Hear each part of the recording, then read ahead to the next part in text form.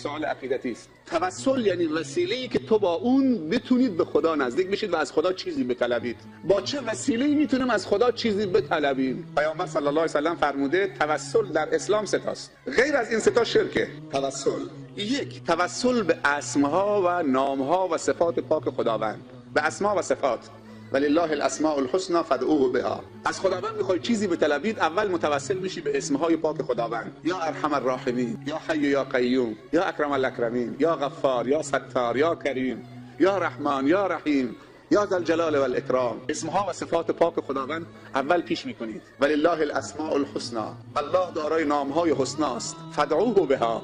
وقتی میخوای متوسل بشی، نام پاک خدا را پیش کن، بعد ازش بطلب. یا رحمان ارحمنی، ای رحمان مرا رحم بفرما. یا ستار استر عیوبی، ای پوشاننده عیبها، گناههای منو بپوشان مگر من لخت و عریانم. هر گناهی که انسان بکنه لباس از تنش میفته. یا کریم اعطنا، یا غفار اغفر لنا، یا تواب تب علینا. اولین توسل به نامها و صفات پاک خداوند. هر وقتی میخواید دعا بکنید اول نامهای خدا را پیش بکنید. همینطوری نگید بده. چی بده؟ چطوری وقتی همدیگر رو صدا میزنیم جناب آقای فلان و انتظار داریم القاب بزرگو پیش میکنیم تا امید به اجابت داشته باشیم. توسل دوم، توسل به اعمال صالح خود انسان که 100% از نیتش باخبره که این عملش قبول شده، خالص به خاطر خدا بوده. این نوع دوم توسل هست. یعنی از خدا میخوای چیزی بطلبید، قبل از اینکه دستت بلند بکنید یک صفحه قرآن تلاوت میکنید، وضو میگیرید یک صفحه قرآن تلاوت میکنید. قبل از اینکه از خدا چیزی بطلبید وضو میگیرید، 2 رکعت نماز سنت نفل میخونید، سنت میخونید. قبل از اینکه از خدا چیزی بطلبید یه 10 تومن صدقه میدید، یه کار خیر انجام میدید خالصانه به خاطر خدا. بعد میشینید رو به قبله دست بلند میکنید، میگی بار الله اگر این 2 رکعت نماز من، اگر این 10 تومن صدقه من، اگر این کار خیر من، اگر این یک صفحه که تلاوت کردم خالصانه برای تو بود و تو از نیت من باخبرید، مطلع هستی که چی تو دلم میگذشت، خدایا من به این عمل صالحم متوسل به شما میشم، مشکل منو حل بفرما. این نوع دوم توسل به اعمال صالح خود انسان. مثال داره در قوم بنی اسرائیل 3 نفر دوست با هم از صبح از خانه خارج شدن، رفتن صحرا و کوه. هوا طوفانی شد، پناه بردن به غاری. وقتی که در غار رفتن کوه لرزش پیدا کرد یا رانشی در کوه ایجاد شد، صخره از بالا جدا شد آمد در غار رو مسدود کرد. رفتن 3 نفری با 6 تا دست، هر قدرتی که داشتن خواستن صخره رو کنار بزنن، صخره اصلا پرس شده بود دم در. نشستن 3 نفری، گفتن مرگ ما حتمیه، موبایل که نیست، وسیله ارتباطی هیچی نیست، هوام طوفانی و بارندگی، ما هم تو این غار دارم مسدود شده، مردم از ما خبر ندارن، مرگ ما حتمیه. فکر کردن به این نتیجه رسیدن. 3 نفری با هم مشورت کردن، گفتن تنها کسی که میتونه ما را نجات بده از این هلاکت فقط خودشه، وگرنه کسی از ما ارتباط نداره و خبر نداره، اطلاع نداره. گفتن چی کاری بکنیم که اون راضی بکنیم؟ توسل دوم، توسل به اعمال صالح خود انسان. بس 3 نفری با هم فکر کردن، به همدیگر گفتن که هر کدوم از ما فکر بکنه در گذشته عمرش چه عملی خالصاً برای خدا انجام داده، دور از چشم مردم، نه به خاطر ریا و شهرت و سمعه، فقط به خاطر خدا. فکر کردن، تو پرونده 40-50 سالشون ورق زدن، تو ذهنشون نه اونجا خود نماز ریایی خوندم، اونجا صدقه دادم که مردم بگن فلانی صدقه داده، اونجا تو نمیدونم اونجا همش اینا. تا رسید نفر اول به یک نقطه، وقتی به اون نقطه رسید گفت پیدا کردم. خیلی ها ازش گذشتن چون خالص به خاطر خدا نبود، ولی یک نقطهش میدونم که 100% از دل خودم خبر دارم که به خاطر خدا بود. گفت چیه؟ گفت اینه. بلند شد از کنار اون 2 نفر رفت نشست، خیلی متواضعانه دست بلند کرد، گفت بارالله من پدر و مادر پیری داشتم.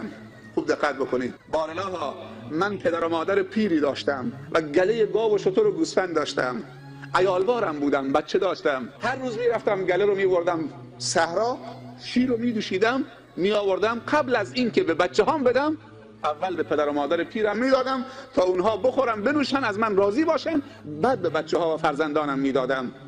تا اینکه یکی از روزها رفتم صحرا دنبال گله، وقتی آمدم که شب شده، هوا خیلی تاریک شده، مقداری از شب گذشته، بچه‌ها گرسنه‌ان، همه گریه میکنن. شیر تو دستم آوردم، دویدم به طرف پدر و مادرم که هر دو تا خواب رفتن، انتظار کشیدن خواب رفتن. بچه‌ها فریاد میزنن، گریه میکنن بابا شیر بده. من همینطور لیوان شیر یا اون ظرف شیر رو تو دستم گرفتم، ایستادم به بچه‌هام ندادم که اول پدر و مادرم رو راضی بکنم. و این 2 تا همینجور تو خواب بودن، بیدار نشدن تا وقت سحر بیدار شدن که من ایستادم سر پا، ظرفم تو دست منه. بعد گفتم بابا شیر بگیر، مادر شیر بگیر بخور. گفت پسرم تو ایستادی؟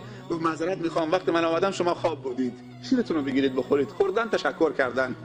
گفت بارالله اگر احترام به پدر و مادر، خدمت پدر و مادر، نیکی به پدر و مادر، احسان به پدر و مادر، رضای پدر و مادر رضای توست و خدمت به اونها رضای توست و دستور توست. تو دستور دادی که من به پدر و مادرم اکرام بکنم، احترام بکنم. خدایا اگر این کارو من به خاطر رضای تو کردم، مشکل ما رو حل بفرما. هنوز دستش پایین نیامده بود که صخره جابجا شد. پیامبر صلی الله علیه و سلم در حدیث دیگر میفرمایند پله منبر رو میشمرد، گفت آمین آمین آمین. 3 تا آمین گفت، 3 تا پله منبر که رفت بالا. صحابه تعجب کردن این 3 تا آمین مال چیه؟ جواب داد اولین آمینی که گفتم جبرئیل آمد، گفت ای رسول خدا صلی الله علیه و سلم، از رحمت خدا به دور باد، محروم باد کسی که پدرش یا مادرش یا پدر و مادرش در حیات باشن، سبب آمرزیده شدن گناهان اون پسر نباشه و این پدر و مادر از دنیا ناراضی از فرزندان از دنیا برن و فرزندانشان در حیاتشان آمرزش از خدا نگیرن به وسیله پدر و مادر. یعنی پیامبر میفرمایند صلی الله علیه و سلم پدر و مادر وسیله است که انسان بتواند از خدا آمرزش بگیره.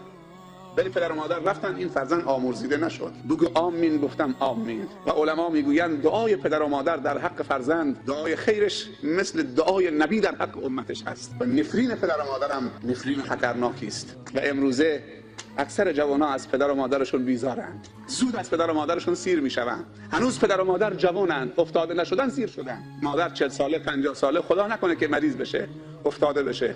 خانه سالمندان مردایی هستن که به خاطر زن جوانشان مادر پیرشون رو در بدر کردن، چون زنش گفته یا من تو این خانه یا این مادر پیر خرفتید. گفته تو باشید کدبانوی خانه من، چراغ خانه من.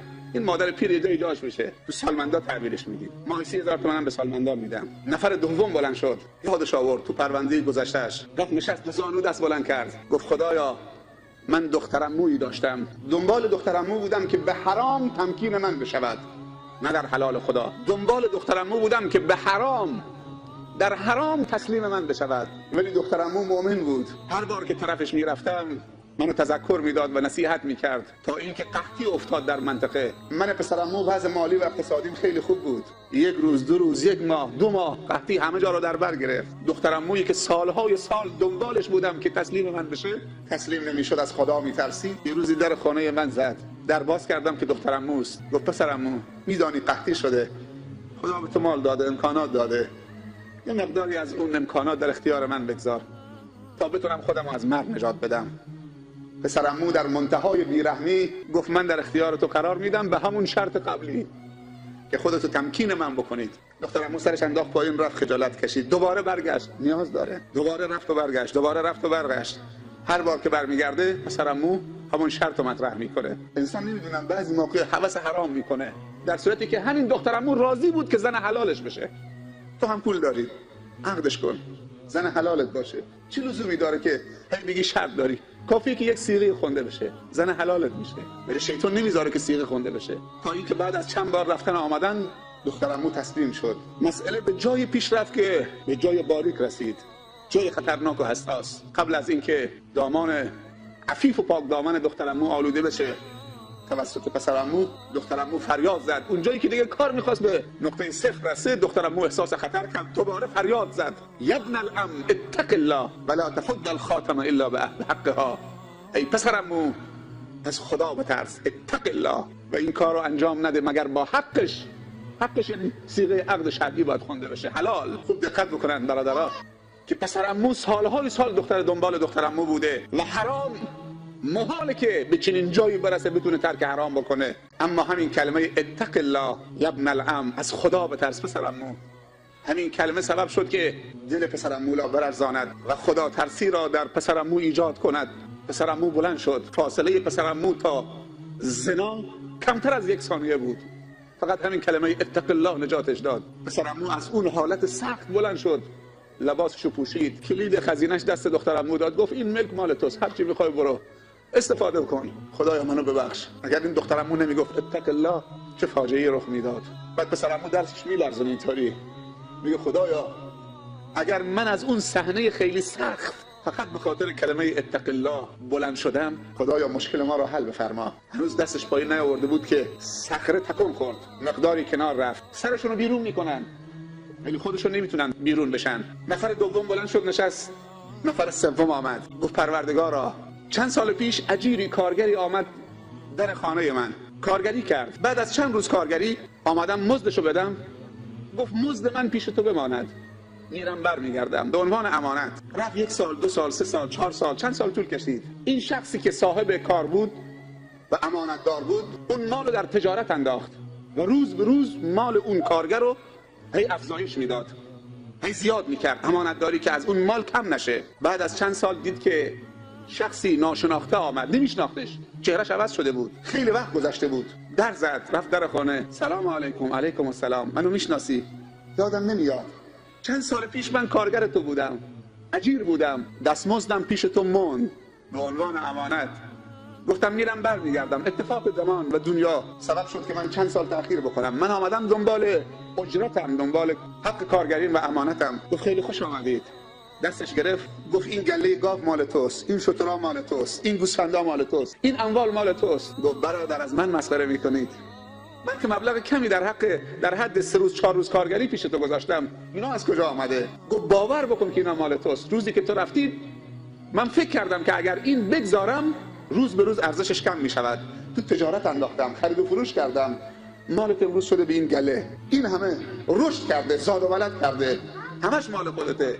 باور بکن که مال خودته. اونم کوتاهی نکرد، هر چی مال و اموال داشت به سینه انداخت، هر چی مالهای دیگه داشت بر اون چارپایان هم کرد، به سینه انداخت و رفت. نگفت پس این 1 گاو و این 10 تا سکه مزد این همه خدمات و زحمات تو که در مال من تلاش کردی که مال من این همه رشد بکنه. اون طرف هم ناراحت نشد، گفت خدایا اگر من اون روز که امانت داری کردم فقط به خاطر که تو گفتی خدا بندگانی رو دوست داره که امانت دارن و در امانت خیانت نمی کنن و امانت رو نگهداری می کنن و بعد به صاحبانش پس می دهن و مزدش رو از من می طلبن. خدایا اگر اون عمل رو به خاطر رضای تو انجام دادم مشکل ما رو حل بفرما. سومی که دعا کرد صخره رفت کنار، هر سه تا آمدن بیرون، دوباره یک دعایی به عنوان تشکر از خدا کردند که خداوند به برکت توفیقی که در گذشته برای عمل صالح خالصانه بهشون عطا فرموده بود از خدا تشکر کردند. عصائب نزاع من الارض كلها يوحدهم دين ويجمعهم فكر توحدهم في الله أقوى عقيدة ولا نسب